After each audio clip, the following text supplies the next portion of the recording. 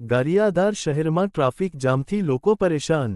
ગારિયાધાર શહેરમાં છેલ્લા કેટલાક સમયથી ટ્રાફિક સમસ્યા દિવસેને દિવસે ગંભીર બની રહી છે। આજે શહેરના મુખ્ય માર્ગો ઉપર ભારે ટ્રાફિક જામ સર્જાતા લોકો ભારે હાલાકીનો સામનો કરવો પડ્યો હતો। આશ્રમ રોડથી લઈને વાવદરવા સુધી વાહનોની લાંબી લાઈનો લાગી જતા વાહનચાલકો કલાકો સુધી અટવાઈ ગયા હતા।